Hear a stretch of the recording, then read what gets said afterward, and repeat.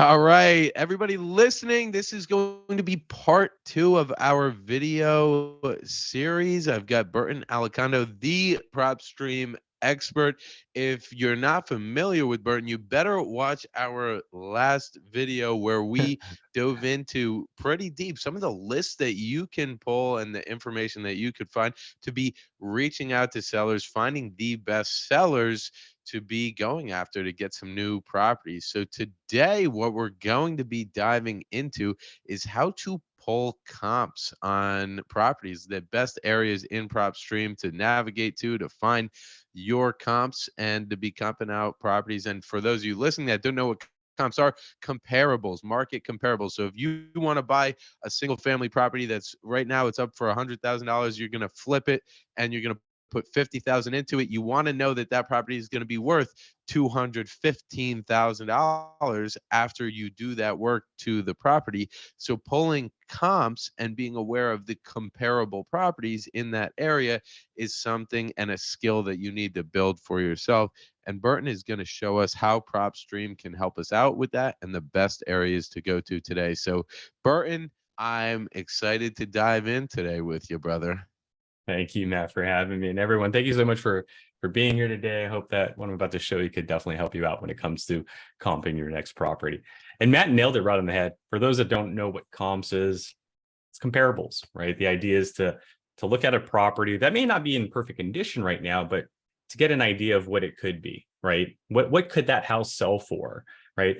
And what we do, or the science behind it, is we look at other similar houses within a proximity around that subject property, other houses that are renovated perhaps, and average out, what they sold for. And that's a term that people call an after repair value, right? So you find these houses, you average out their price point, and you come up with this after repair value. Now, here's a little trick that I like to think of it. I like to think of the after repair value as the 100% number, right? Because once I know the after repair value, now I can work backwards from that 100% number, right? Let's say the after repair value is $200,000, but the homeowner just told us that they haven't done the roof yet. The roof, let's say, costs $20,000 in that market. Okay, $200,000 minus the $20,000 roof, minus your fee, minus all the other expenses.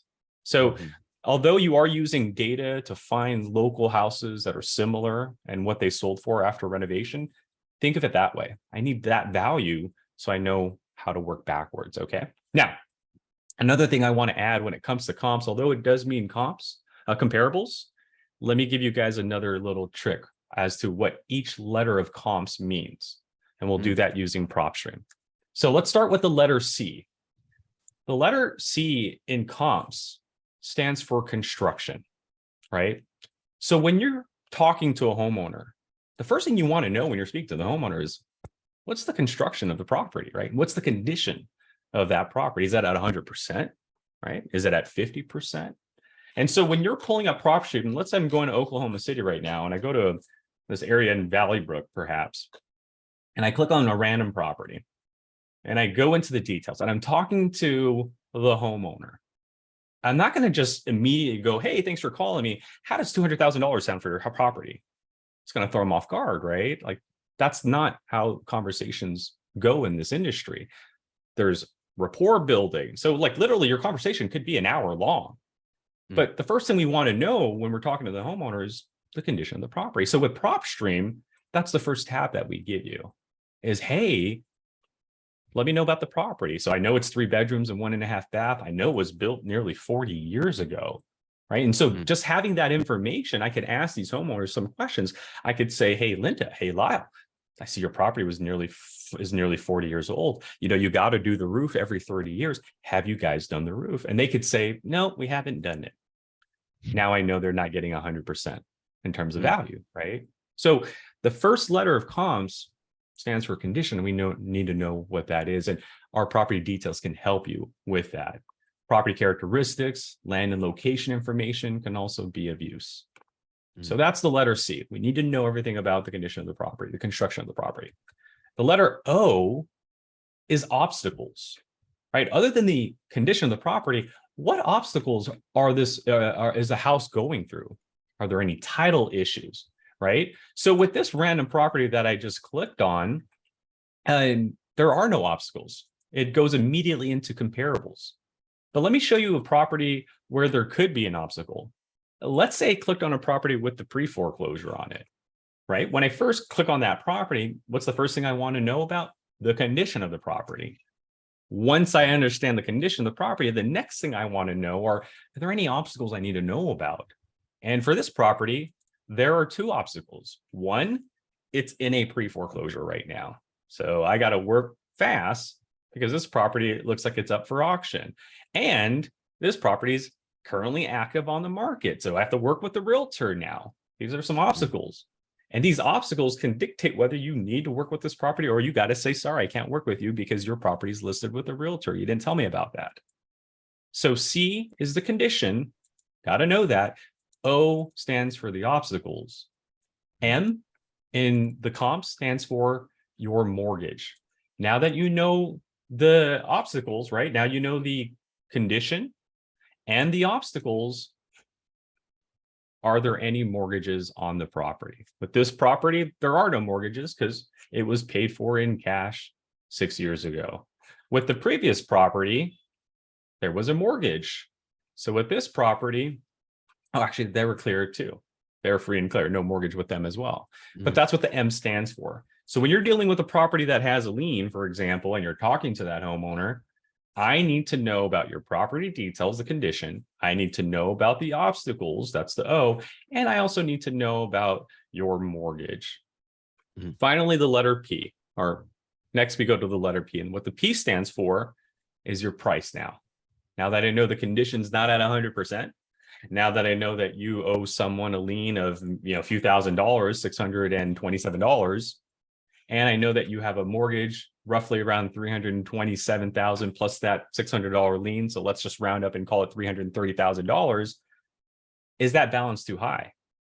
The only way for me to know that is by running comparables. So in our comparables section, you're going to have the ability to go to our comp section and look at public records, MLS data. This is essentially what realtors look at when running comps, or you can put them both side by side.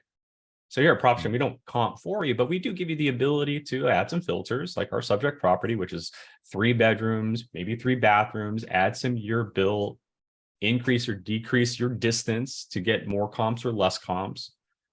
And most importantly, apples to apples. Let us know you're comping that residential and single family property. And as you get your results, the cool thing about PropStream is when you click on the comps that you want, let's say you want number 1 and number 3 and number 4, we'll average out your price for you. That's the letter P now. Now you have your price point. So I know the condition. Let's say it's at 80%. I know your obstacles. You owe a lien of $700. I know your mortgage. You have a mortgage of $330, right? I know the price of the property selling your neighborhood about $550. Now the letter S in comps, what's your strategy? Now that I know that you owe, $330, but the houses could sell for $550, I could possibly give you a cash offer of $400,000, right? Or if the balance is too high and the ARVs are, not that high in that market, well, the strategy in this case might be creative seller financing. So when it comes to comping PropStream, it's not just pick up the phone and give them a price. That's not how this works. It's pick up the phone and you got to go through this checklist and use the word comps as your guide, right? Condition, obstacles, mortgage, price, then your strategy. And PropStream can help you with each and every one of those when you're talking to a homeowner. So that's how one should comp in PropStream. So have fun with that. Love it. Love it. Thank you, Burton. And everybody stay tuned for the next video where we dive into skip tracing. Peace. Later.